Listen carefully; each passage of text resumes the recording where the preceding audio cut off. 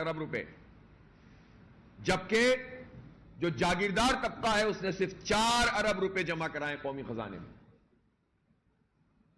اور آپ کو پتا ہے کہ جو زرعی زمین ہے، 40% زرعی زمین پاکستان کی تقریباً سمجھ لیں آدھی، وہ صرف 4% لوگوں کے پاس ہے۔ 28% زمین صرف 1.5% سے بھی کم لوگوں کے پاس ہے۔ اس کا کیا مطلب ہے؟ اس کا مطلب یہ ہے کہ یہ وہ تھوڑے سے لوگ ہیں جن کی زمینیں 50 ایکڑ سے زیادہ ہیں، کسی کی 100، کسی کی 1000، کسی کی 5000۔ اور یہ چند خاندان اپنی طاقت کے ذریعے سے اسمبلیوں میں آتے ہیں، یہ الیکٹیبل ہوتے ہیں۔ ان کے لیے یہ بھی پرابلم نہیں ہے، یہ کبھی نون میں ہوں گے، کبھی پی پی میں ہوں گے، کبھی پی ٹی آئی میں ہوں گے، کبھی استحکام پارٹی بن جائے گی، کبھی قاف بن جائے گی، کبھی پے بن جائے گی، کبھی چے بن جائے گی۔ اور یہ اصل میں تو قوم کو بناتے ہیں۔ اور یہ سارے کے سارے حکمران طبقہ جو جاگیرداروں پر اور وڈیروں پر مشتمل ہے، یہ مارشل لاء کے اندر بھی موجود ہوتے ہیں اور یہ نام نہاد جمہوریت میں بھی موجود ہوتے ہیں۔ یہ اپنی زمین کے اوپر ٹیکس نہیں لگنے دیتے۔ یہ سیلریڈ لوگوں کو ماریں گے، غریب کو ماریں گے، مڈل کلاس کو ماریں گے۔ وہاں IMF کہاں چلا جاتا ہے جب زرعی زمین پر انکم ٹیکس کی بات آتی ہے؟ ہم چھوٹے کسان پر ٹیکس لگانے کی بات کر ہی نہیں رہے۔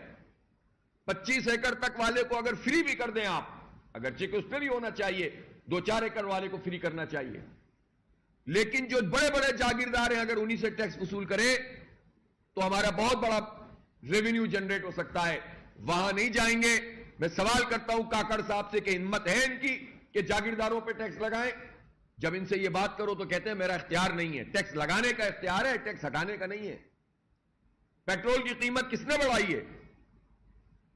کاکڑ صاحب نے بڑھائی ہے نا، اور تیاری کیے بیٹھے 31 اگست کو بڑھانے کی۔ تو اس لیے یہ اختیارات جو قانون سازی کر کے پی ڈی ایم کی گورنمنٹ نے نگراں حکومت کو منتقل کیے تھے، اس کے تحت یہ کمی بھی کر سکتے ہیں، جاگیرداروں پہ ٹیکس لگائیں۔ اور یہ جو آئی پی پیز کے معاہدے ہیں، کہتے ہیں کہ اگر ہم نے معاہدوں کو چھیڑا تو انٹرنیشنل یہ آربیٹریٹر کے پاس چلے جائیں گے۔ جھوٹ بات ہے یہ۔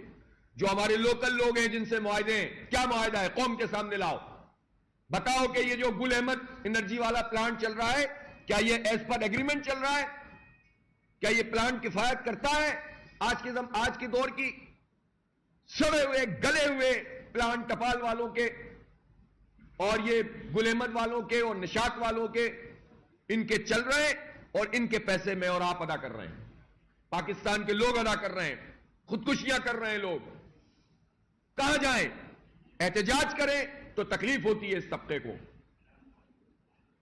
1 مہینہ بل ادا نہیں کرے تو بجلی کاٹنے کے لیے آ جاتے ہیں، اور وائٹ کالر کرمنل خاص طور پر بیٹھے ہوئے ہیں یہاں کے الیکٹرک میں۔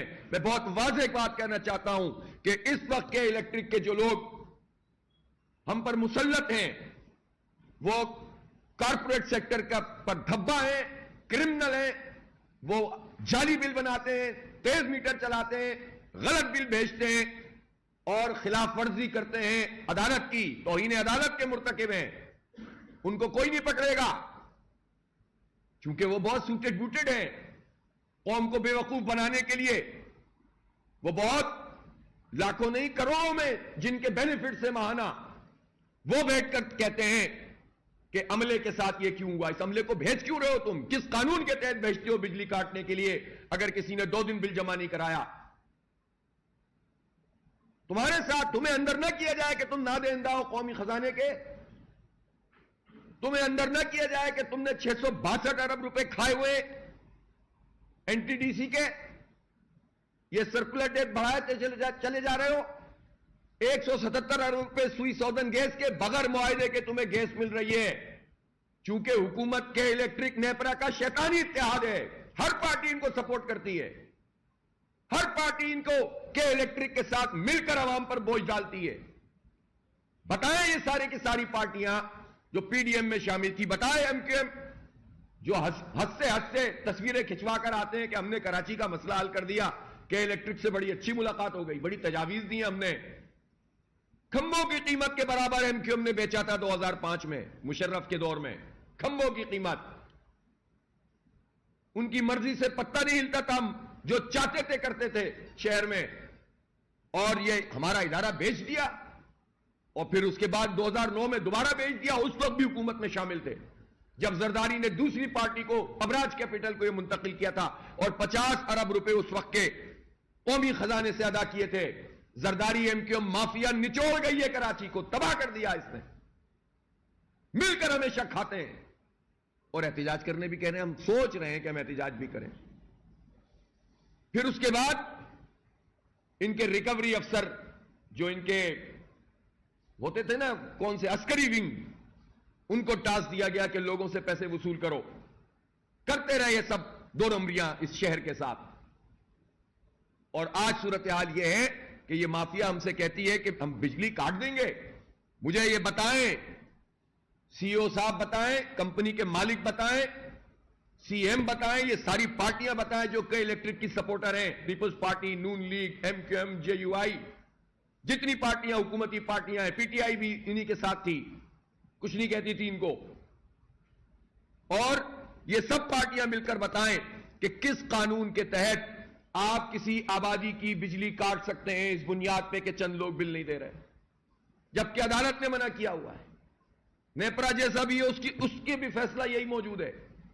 تو جب آپ خود قانون ہاتھ میں لے رہے ہیں، آپ خلاف ورزی کر رہے ہیں، تو پھر آپ کیسے کہتے ہیں کہ ہمارا عملہ جائے تو اس کے ساتھ کوئی سلوک نہ کیا جائے؟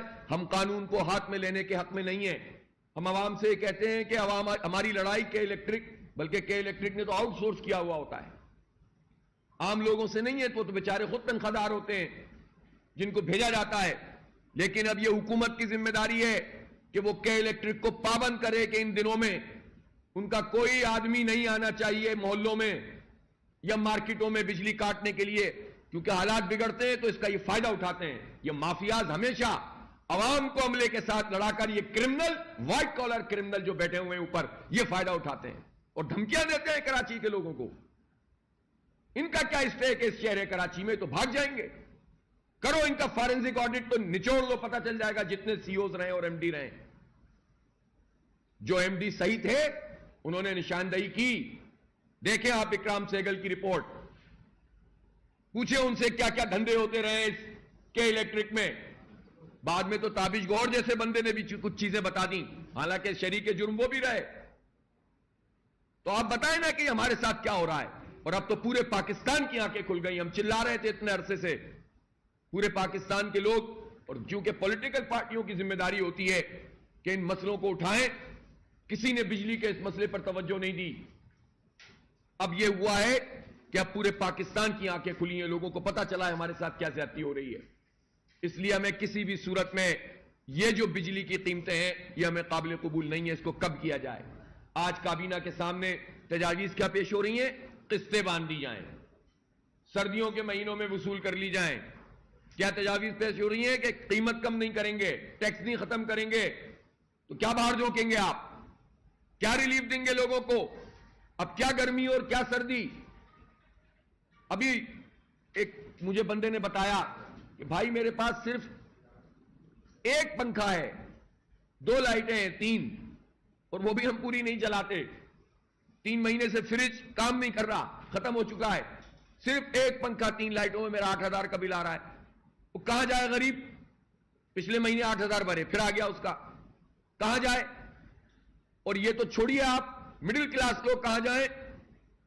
جس کی 2 لاکھ بھی سیلری ہے اس کے لیے زندگی گزارنا مشکل ہو گیا. 1 لاکھ والے کے لیے مشکل ہو گیا.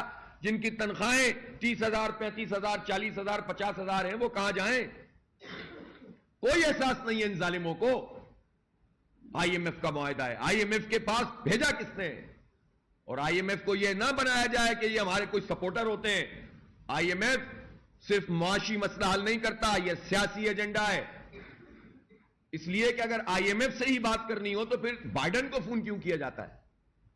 ذرا بتائیں. کاکڑ صاحب دانشورانہ لیکچر دیں اس مسئلے پر. روزانہ قوم کو نصیحتیں کرتے، حکمران طبقے کو نہیں کرتے، ظالموں کی نشاندہی نہیں کرتے، جنہوں نے ہمیں تباہ کر دیا ان کی نشاندہی نہیں کرتے. مسئلہ بیان کرتے ہیں معاشرے کو ایسا ہونا چاہیے، اور معاشرے کو تباہ کرنے والوں کو پوائنٹ آؤٹ کرو، ان کو آئسولیٹ کرو، پھر بتاؤ قوم سے کہو کہ ہاں تمہیں بھی ٹھیک ہونا چاہیے. چوروں اور ڈاکوؤں کو کچھ مت کہو, عوام کو نصیحتیں کرو. کاکڑ صاحب یہ نہیں چلے گا, یہ نہیں چلے گا اس طرح سے. اتنے نہیں ہیں بے وقوف لوگ کہ آپ کے لیکچر سنتے رہیں گے. آپ بتائیں نا کس قانون کے تحت وزیر اعظم پاکستان بائیڈن سے کہتے ہیں کہ آئی ایم ایف سے کہہ کر ہمارے قرضے کا ہمارا پلان منظور کروا دیجئے, اور جب ان کی طرف سے ساری شرطیں ماننے کے بعد منظوری ہو جاتی ہے تو شکریہ کیوں ادا کرتے ہیں امریکہ کا؟ او بھائی یہ کوئی معاشی ایجنڈا نہیں ہے, یہ غلامی کا ایجنڈا ہے. اس غلامی کے ایجنڈے میں ان سب نے ہمیں جکڑ کر رکھ دیا ہے. پھر کہتے ہیں ہمارے پاس کوئی راستہ نہیں ہے. بھائی راستے تو موجود ہوتے ہیں, راستے یہ موجود ہوتے ہیں جاگیرداروں پہ ٹیکس لگاؤ. راستہ یہ موجود ہے کہ صرف وابڈا کے ملازمین سے مسئلہ حل نہیں ہوتا, اس سے تو صرف 17 ارب روپے بنتے ہیں. تمام سرکاری ملازموں کی بجلی بھی اگر کم کر دی جائے. اصل بات یہ ہے کہ جتنی عیاشیاں ہیں آپ کی, فری بجلی, پیٹرول, یہ جو پیٹرول کی امپورٹ کا بل آتا ہے, آپ کے پاس ڈالر کا بحران ہے. آپ ذرا حساب تو لگائیں کہ سرکاری عملہ اور حکومتی عملہ اور جو اشرافیہ ہماری ہے اس کے اوپر کتنا پیٹرول خرچ ہو رہا ہے. ان کو فری پیٹرول کیوں ملتا ہے؟ ان کو فری بجلی کیوں ملتی ہے؟ ان کا بوجھ ہم کیوں اٹھائیں؟ ان کی بڑی بڑی گاڑیاں کیوں ہیں؟ یہ بڑی گاڑیوں میں پیٹرول کنزیوم کریں گے, جو کلومیٹر 3 کلومیٹر 4 کلومیٹر میں جو ہے وہ 1 لیٹر کھائے گی, اور اس کے پیسے ہم ادا کریں گے. یہ کون ہے بیوروکریسی؟ یہ کون ہے؟ یہ قوم کے خادم ہونے چاہیے, قوم کے حاکم بن کر بیٹھے ہوئے یہ ڈی سیز, یہ ایس سیز, یہ سیکرٹریز, یہ چیف سیکرٹری. اور میں پوچھنا چاہتا ہوں یہ جو ججوں کو اتنی بڑی سہولتیں ملی ہوئی ہیں کس بنیاد پہ ملی ہوئی ہیں؟ کیوں جج کیوں نہیں قربانی دیں گے؟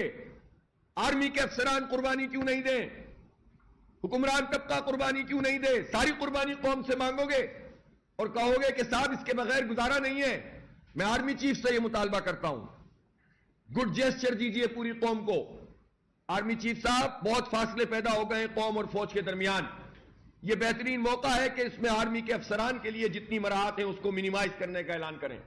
ہم دفاعی بجٹ کی بات نہیں کر رہے, کنفیوز نہ کیا جائے. دفاعی بجٹ پہ ہم بھی کمپرومائز نہیں کرنا چاہتے, لیکن جو غیر دفاعی اخراجات ہیں اس میں آپ پیش کریں لیفٹیننٹ جنرلز کو, پیش کریں آپ بریگیڈیئر تک کے لوگوں کو, اور جہاں جہاں پر آپ سمجھتے ہیں کہ یہ قوم کے ساتھ کھڑے ہونے کے لیے ضروری ہے. پھر بیوروکریسی کو بھی پابند کیا جائے, پھر تمام لوگوں کو پابند کیا جائے, تو آپ دیکھیں لوگوں کے اوپر سے یہ کم ہوتا چلا جائے گا مسئلہ. سب کو ججوں کے, یہ چیف جسٹس کے جو 10-10 لاکھ روپے کی پنشن لیتے ہیں, کیا کیا ہوتا ہے انہوں نے؟ اور ان کو جو اتنے فری ہزاروں یونٹ مل رہے ہوتے ہیں, ان کو جو پیٹرول فری مل رہا ہوتا ہے, ان کو جو ملازمین مل رہے ہوتے ہیں, تو ججوں کو بھی تو سامنے آنا چاہیے نا, قربانی ان کو بھی دینی چاہیے. اور اسی طرح تمام بیوروکریسی کٹ لگائیے, آپ دیکھیں عوام پہ سے ریلیف ملنا شروع ہو جائے گا. اس لیے ہم یہ سمجھتے ہیں کہ اس پورے مسئلے کا حل یہ ہے کہ عوام میں بیداری پیدا ہو اور اپنے حق کے لیے ہم اٹھیں اور پرامن مزاحمت کریں. جماعت اسلامی نے یہ فیصلہ کیا ہے مشاورت کے بعد کہ 2 ستمبر کو ملک گیر ہڑتال ہوگی. آپ نے دیکھا تھا کہ کراچی میں ہم نے الحمدللہ تمام تاجروں کے ساتھ بیٹھ کر اور اسٹیک ہولڈرز کے ساتھ بیٹھ کر, سول سوسائٹی, وکلاء, طالب علم, مزدور, علماء, الحمدللہ ہم نے ڈیسائیڈ کیا, سب نے اتفاق کیا, اور پھر سراج الحق صاحب نے 2 ستمبر کی ہڑتال کا اعلان کیا ہے. اس موقع پر ایسی تمام تاجر تنظیمیں, خاص طور پر پنجاب میں, جنہوں نے ابھی 31 اگست کا اعلان کیا ہے, میں ان سے یہی درخواست کروں گا کہ سچویشن کو کنفیوز کرنے کا سارا فائدہ حکمران طبقے کو ہوگا. اس سے تاجر بھی نقصان میں رہے گا, عوام بھی نقصان میں رہیں گی. یہ کریڈٹ لینے اور تقسیم کرنے کا وقت نہیں ہے. اب 2 ستمبر کی ایک ڈیٹ طے ہے, سب اس کے اوپر اتفاق کریں اور ایک بھرپور پہیہ جام اور پرامن ہڑتال کریں. میں پھر زور دوں گا کہ جلاؤ گھیراؤ, لڑائی جھگڑا, اس کا سارا فائدہ حکمران اٹھاتے ہیں, اس سے عوام کو کچھ نہیں ملتا. اور اس وقت جو حالات ہیں اس میں عوام انشاءاللہ رضاکارانہ طور پر ہڑتال کریں گے. تمام تاجر رضاکارانہ, جہاں ہمیں کوئی تاجر نہیں چاہتا کہ اس کا کاروبار بند ہو, کوئی نہیں چاہتا کہ اس کی صنعت بند ہو, لیکن تنگ آمد بجنگ آمد کیا کریں؟ تو ایک دن کی تکلیف لوگ کریں گے, اس کا امپیکٹ آئے گا. اور اس کے بعد بھی ہم ایسا نہیں ہے کہ ہڑتال کر کے گھر بیٹھ جائیں گے. ہم پہلے ہی اعلان کر چکے ہیں کہ اگر یہ بلوں میں کمی نہیں کی گئی تو ہڑتال کے بعد ہمارا جو دوسرا ہدف ہے عوامی رابطہ مہم کے ساتھ, وہ گورنر ہاؤس پر طویل دھرنا ہے. ہم اب عوام کی نمائندگی کریں گے اور ہم پیچھے نہیں ہٹیں گے انشاءاللہ تعالی. لوگوں کو, حکمران طبقے کو ہمیں ہمارا حق دینا پڑے گا.